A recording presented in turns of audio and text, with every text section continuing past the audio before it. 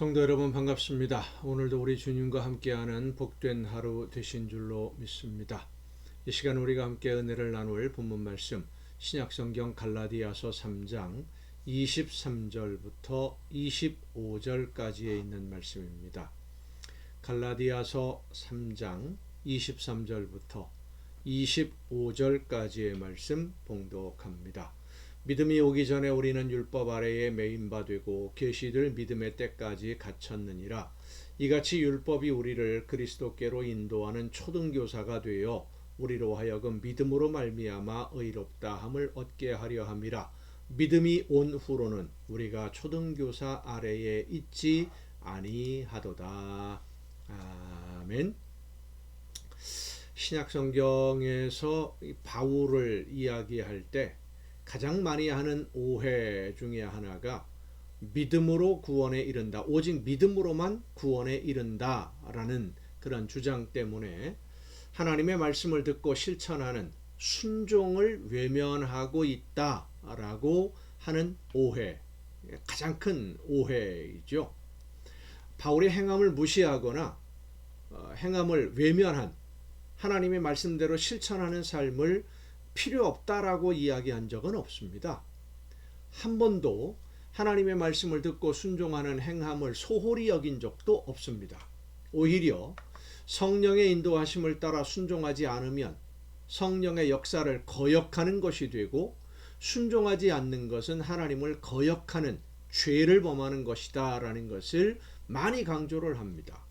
자, 그런데 왜 행함을 외면하고 무시한다라는 말을 듣게 되었느냐 하면, 그것은 믿음으로 구원받는다는 이 갈라디아서 또 로마서에 반복해서 나오고 있는데, 오직 믿음으로만 구원에 이른다라고 하는 이것 때문에 바울을 오해하는 사람들이 많이 있다라고 하는 겁니다. 바울을 오해하는 것뿐만 아니라 우리의 신앙 전체를 오해하는 거예요.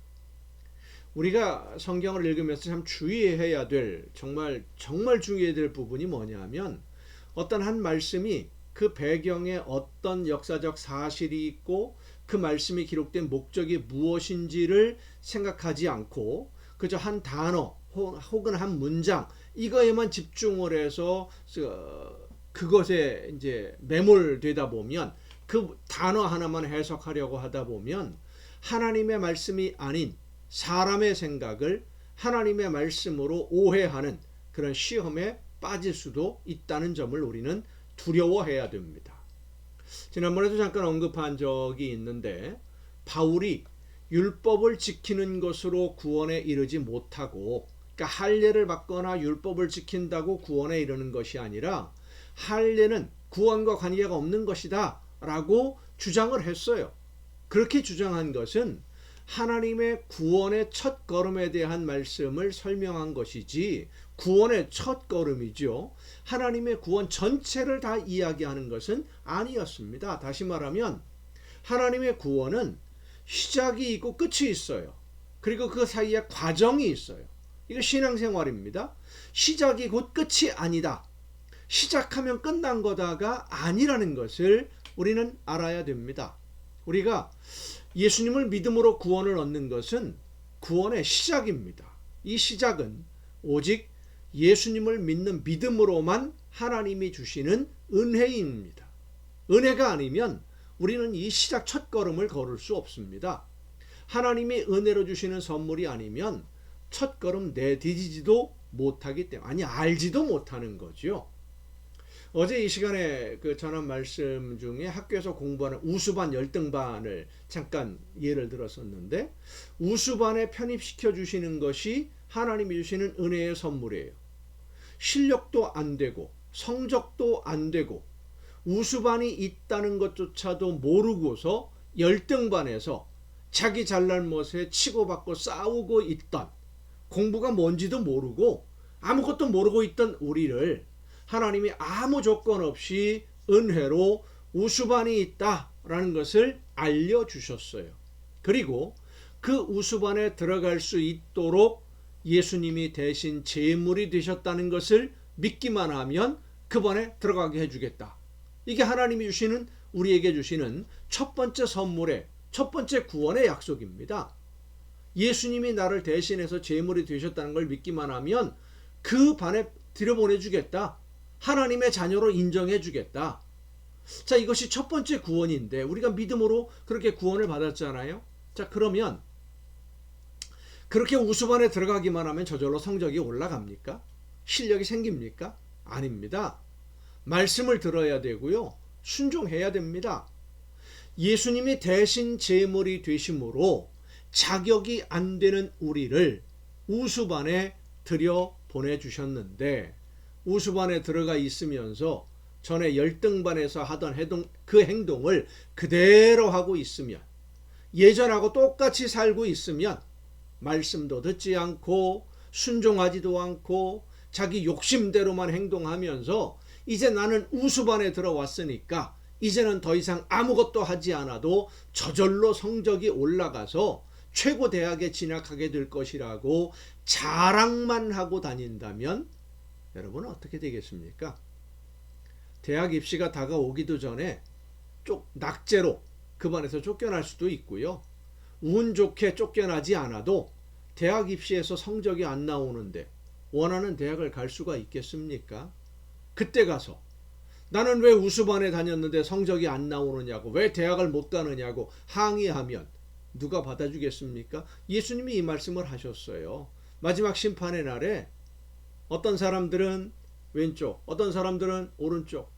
그러자 버림받은 사람들이 하나님에게 항의합니다. 우리가 주의 이름으로 길거리에서 말씀도 전했고 능력도 행했고 뭣도 했고 다 했는데 왜 우리를 모른다고 하십니까? 그때 뭐라고 하신다 그랬어요? 악을 행하는 자들아 나를 떠나가라. 나는 너희를 도무지 알지 못한다. 우수반에 들어간 것이 구원이 끝나는 게 아닙니다. 하나님이 은혜로 들여보내주신 그 우수반에서 말씀을 듣고 순종하면, 그렇습니다. 말씀을 듣고 순종하면, 행함을 사도 바울이 외면한 게 아니에요.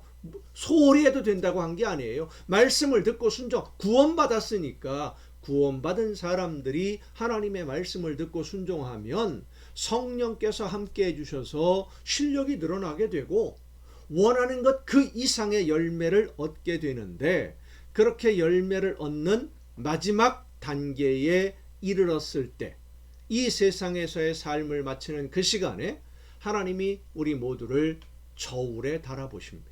한 사람 한 사람을 하나님의 저울에 합격할 수 있는 사람, 그런 열매를 맺은 사람 세상에 아무도 없습니다. 저도 그렇고 여러분도 마찬가지고요. 부족할 뿐입니다. 하지만 최선을 다해서 말씀을 듣고 순종하면 하나님이 우수반에 들여보내주실 때보다, 처음 구원보다 더 큰 은혜로 선물을 주시는데 우리의 모든 부족한 것을 하나님이 넘치게 채우셔서 완전한 하나님의 자녀로 하나님의 나라에서 영원한 삶을 누릴 수 있도록 허락해 주십니다. 그것이 구원의 완성입니다. 그런데 오늘 많은 사람들이 구원의 시작과 완성, 그 과정 다 생략해버리고 구원의 시작만 되면 완성된 거다 착각하는 거지요. 우수반에 들어왔으니까 이제는 모든 것이 다 이루어졌다 착각하고 있는 겁니다. 예수님이 하나님의 나라를 설명하면서 말씀하십니다. 바다에 그물을 치고 고기를 잡는데 고기가 들어오면 그물을 끌어올리고 좋은 것은 그릇에 담고 악한 것은 버린다 그랬습니다.